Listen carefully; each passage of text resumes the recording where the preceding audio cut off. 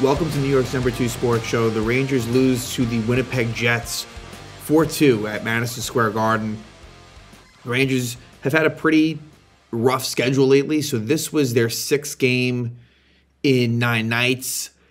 And the Rangers didn't play terribly by any stretch of the imagination. A rough second period. Rangers allowed 3 goals in the second, and that was kind of their undoing. Connor Hellebuyck was really good, made 40 saves. Hellebuyck, certainly when he's on his game, is definitely one of the best goaltenders in the league.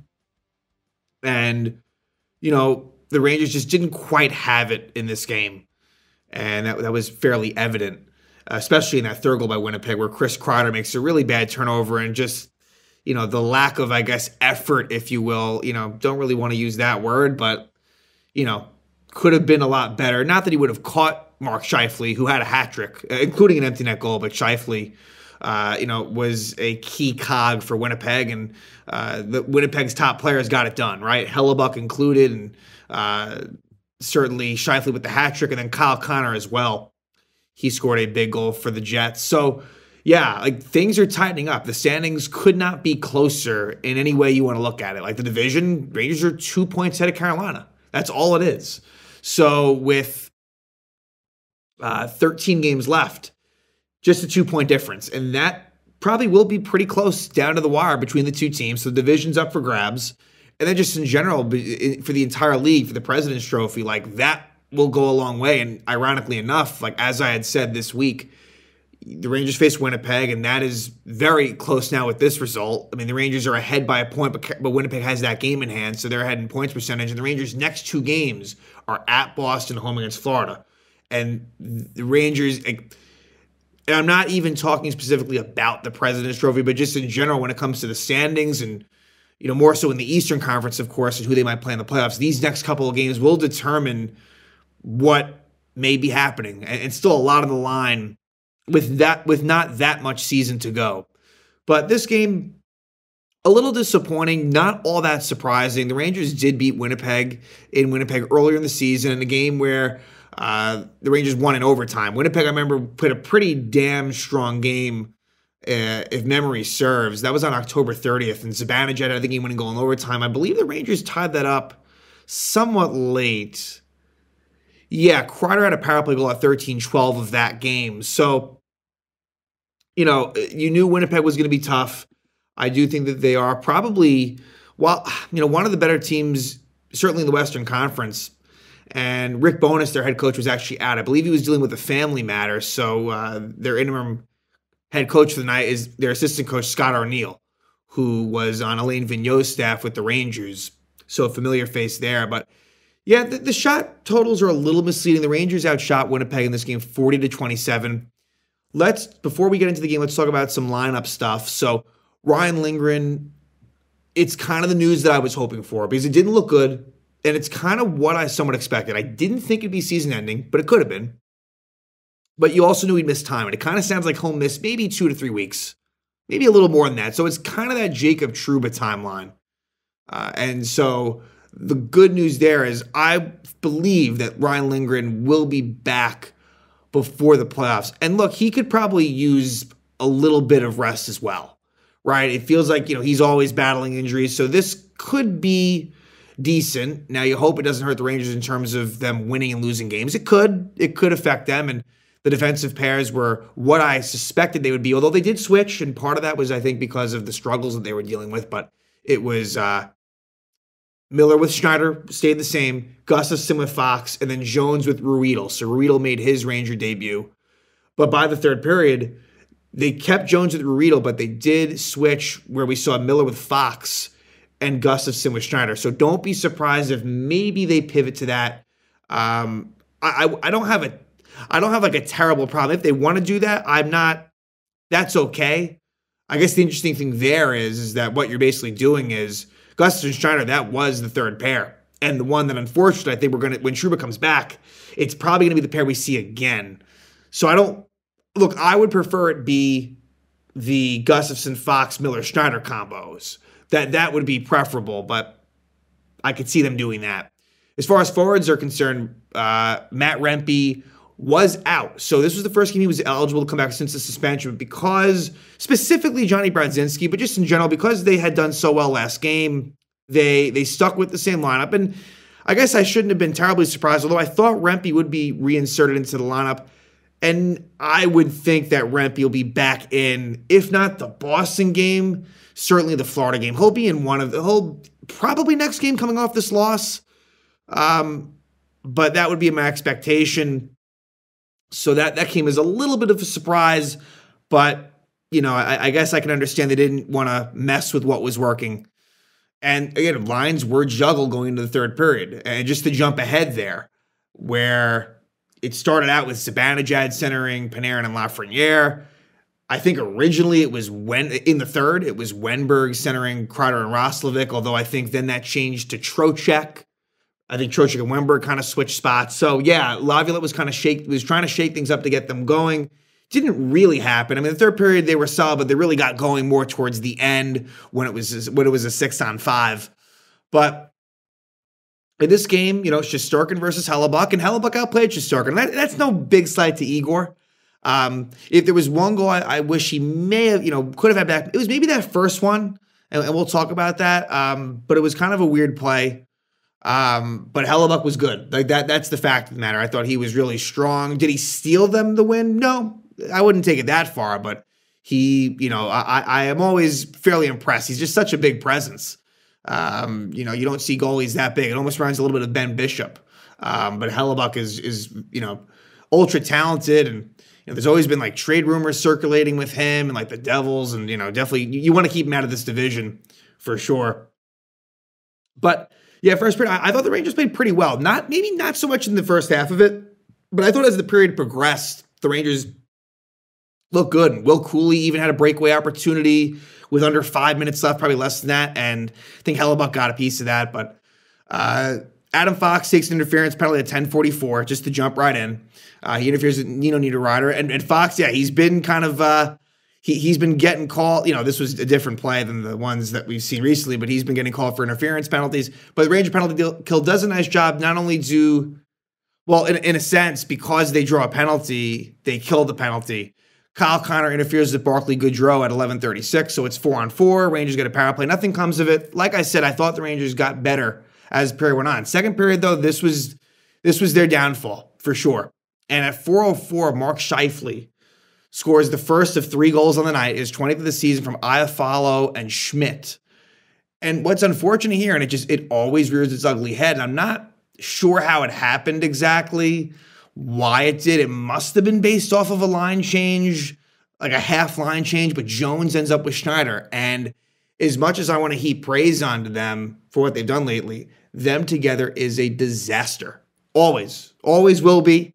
And they kind of, got bunched up near each other, didn't exactly get the job done. I mean, I guess more blame. I mean, again, I think it's equal blame, but I guess a little more goes to Schneider. Wasn't the best game for Braden Schneider, if we're being fair. And he loses the puck, and eventually it ends up in the stick of Scheifele. I'm not sure if he kind of he didn't get a great piece of it, and it kind of just trickles.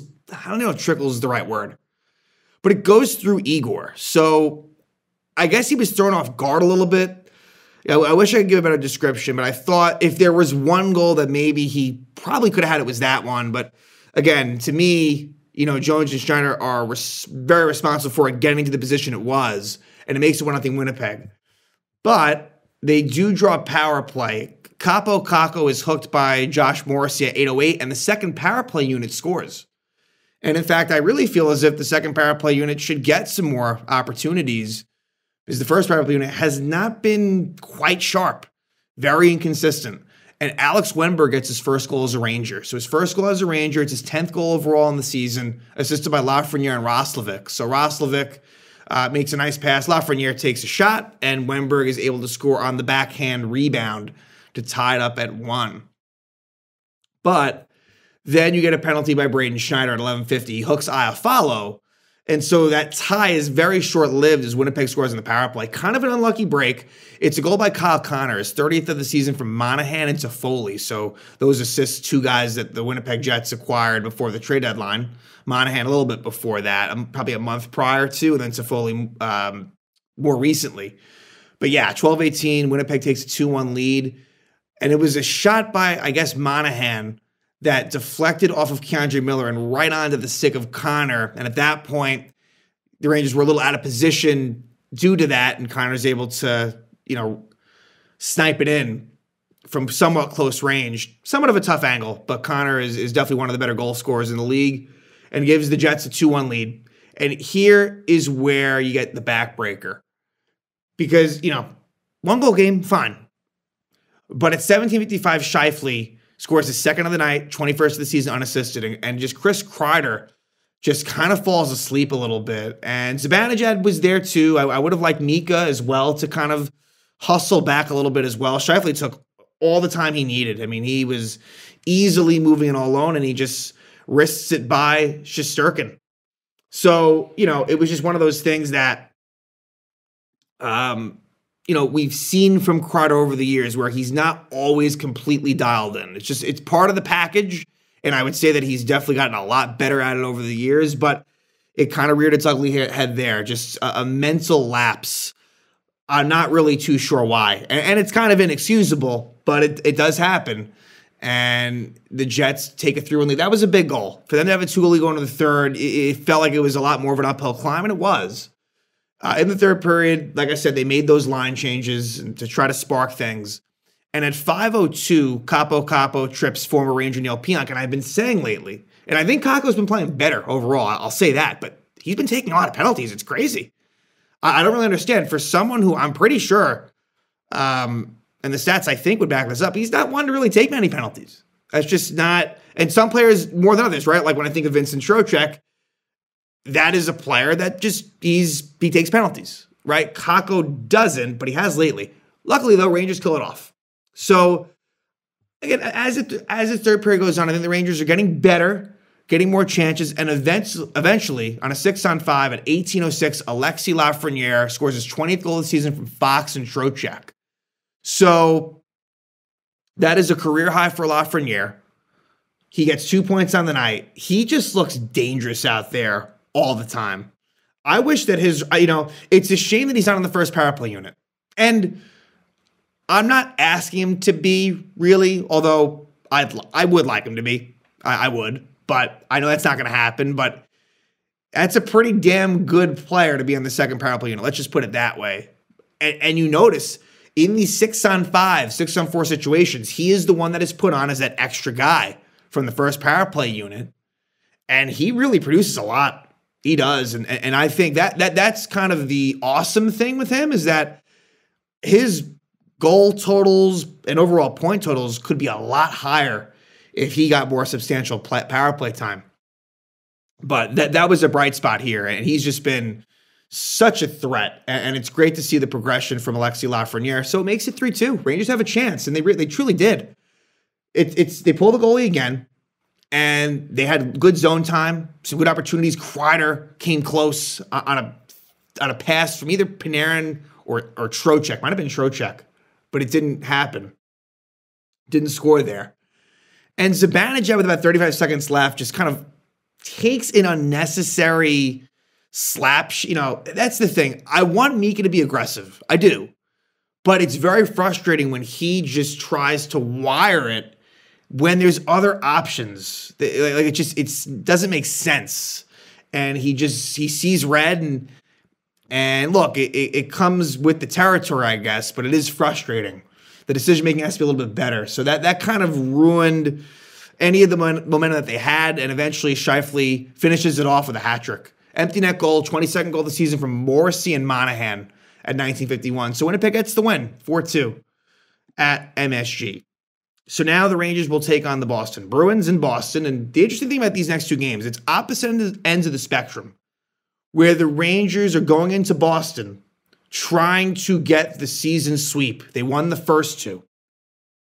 And for Florida Panthers versus the Rangers on Saturday, it's the exact opposite as far as teams, where the Panthers are coming to MSG and they are trying to get that season sweep. So in both cases, it's the road team that is trying to win all 3 games. That's not going to be easy.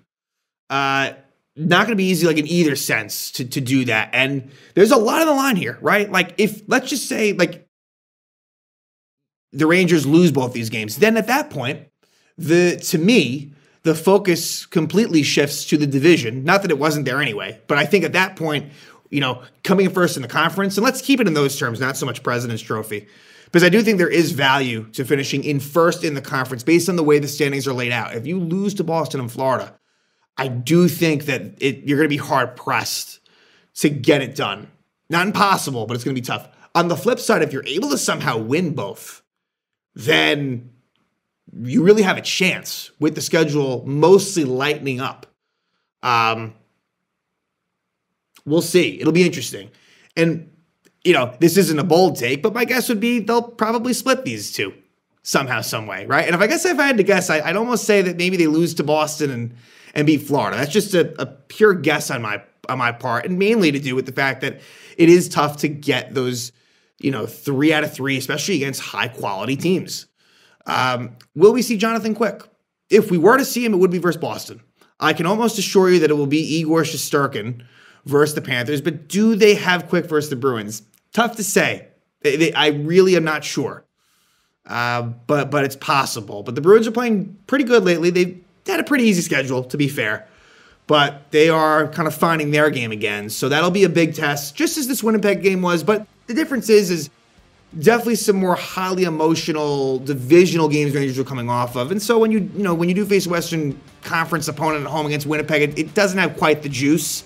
But I think it'll come back pretty strong in these next couple of games. So definitely ones to look out for. Looking forward to them, hoping for good results, and we'll see what happens. But yeah, Rangers lose to the Winnipeg Jets by a score of 4-2.